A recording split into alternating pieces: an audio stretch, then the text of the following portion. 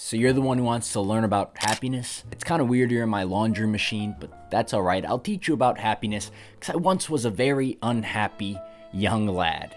And I can tell you now I'm a lot happier, so, just come with me. I'll teach you about this.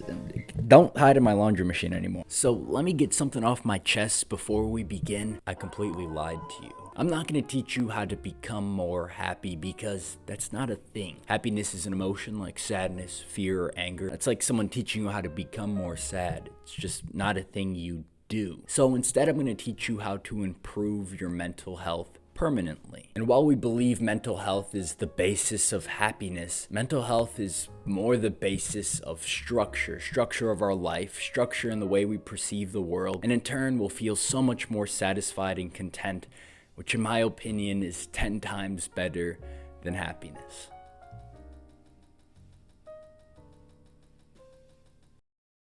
So, thoughts. Thoughts are what makes up our brain. And to give a simple definition of thoughts are what our brain perceives and then translates back to us. So to permanently improve your mental health, you need to understand thoughts. There's two types of thoughts: voluntary and involuntary thoughts. Voluntary thoughts are those thoughts we willingly think. Like, I'm gonna go introduce myself to that guy, or I'm gonna go shake his hand, or, I'm gonna go turn my computer on and crank some fucking Fortnite. Involuntary thoughts are those thoughts we can't control, like, wow, he has a fat ass. Or those negative thoughts we tend to get when we lay in bed at night or something and we're overthinking, we're self-doubting. Those are involuntary thoughts. In order to improve your mental health, we must master both of these thoughts. The best way to master voluntary thoughts is to simply think positively about yourself. To be more specific, self-affirmation. And I do not mean to go into the mirror and be like, I'm a beautiful little young lad. I'm gonna be a millionaire someday. That's stupid. That will get you nowhere. But I mean to self-affirm on the things you have actually accomplished. Say you've been trying to go to the gym, you made it a goal to get in shape this year, and for an entire week, you actually did. You went to the gym every single day, 2 hours a day. So you'd want to self-affirm by thinking to yourself, I'm proud of what I accomplished. I stuck to my word. I'm capable of doing things like that. Instead of focusing on those negative voluntary thoughts and willingly self-deprecating, which I've noticed is kind of a common thing in our culture, to just like make fun of yourself. Even in like memes and whatnot, I've seen a lot of memes where it's like, I'm such a loser and my parents will never love me. And it's like, it's not that funny. But instead, focus on those positive voluntary thoughts. Take some time every day, every week to reflect on what you've accomplished, what you're legitimately proud of, and embrace that. That's how you actually think positively about yourself. Now, involuntary thoughts is a completely different story. Involuntary thoughts are obviously still what our brain perceives and translates back to us, but we don't get to choose what it perceives. It kind of just does it and translates however it wants. But to put it simply, our brain thinks what it consumes. So you gotta consume the right stuff. It's very apparent we live in a day and age where there's so much knowledge, so much overstimulation, so much information hitting us at once that of course we're not going to be able to get a grip on our involuntary thoughts. We're consuming so much and consuming so much of the wrong stuff. Our brain has so much to perceive, so much to give back to you, that of course you're going to have anxiety. Of course you're going to self-doubt because this person said this and this person said another thing. Oh, and this person said a completely different thing. Oh, this person over here, he's like jacking off with both of his hands, tomahawk style. So to put it simply, stay away from negative things in all of these avenues. When it comes to consuming media content like social media, honestly, just stay away from most of it. Everyone I've talked to has said they dislike social media, yet everyone still uses it and everyone still wonders why they overthink and stress and have anxiety, and they can't fall asleep at night because they're just thinking so much and they feel so out of it. It's because you're consuming so much on social media, so much negative content as well. So take a hiatus, spend less time every day on social media, fill up your time with other forms of content consumption. So my rule for healthy content consumption is to consume something that's either relaxing or valuable. An example of relaxing would be, relaxing music. I like Skyrim ambience music.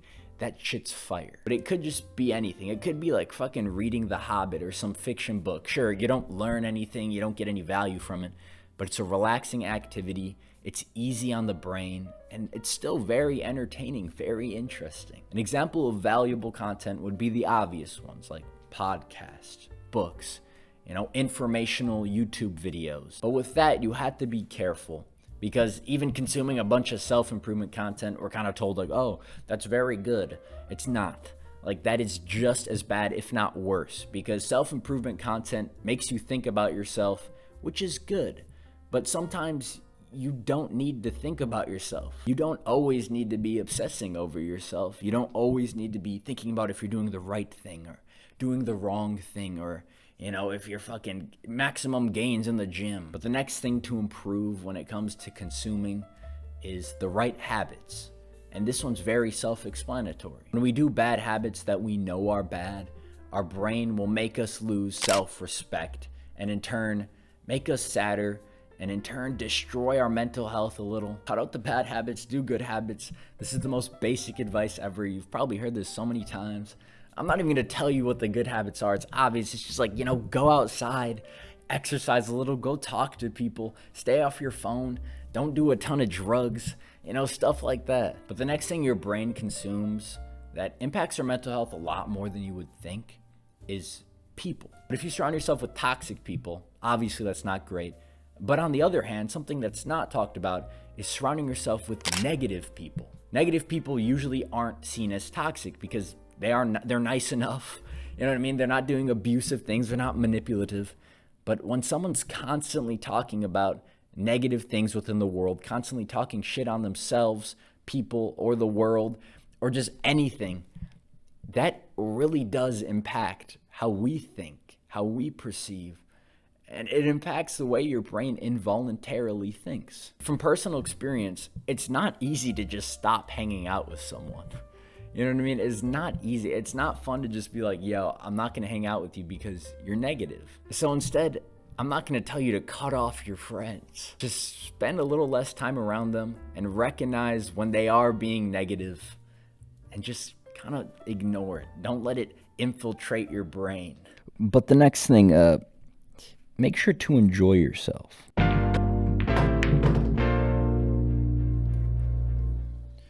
One thing never talked about in self-improvement is enjoying yourself. The definition of enjoyment in my eyes is sitting and experience something, being in that present moment and loving what you're doing. Just loving it, enjoying it, finding joy in it. A lot of people confuse enjoyment with degeneracy. Going to some party and getting blackout drunk where you don't remember anything and then feeling like shit the next day. When you enjoy something, you should never feel like shit after you do it. Feel like you have regrets. Feel like you did something bad. Or, just feel like, oh, I probably shouldn't be doing this. That's not enjoyment. So taking the time out of your day to just enjoy something, whether it be a walk, a game of pool, playing some volleyball, maybe fishing a little bit. Like, it is very simple to enjoy yourself. So do it. But seriously, get out of my fridge. I need to grab the orange juice. Improving your mental health is so simple. It is as simple as everything I just said in this video. So please do it. It is life-changing. It is more life-changing than $1 million, $1 billion. Just having a good perception of the world, programming your brain to perceive things in a positive way. It goes a very long way for your goals, for your well-being, just for the world in general. So, hey, on that note, I'll see you in the next one.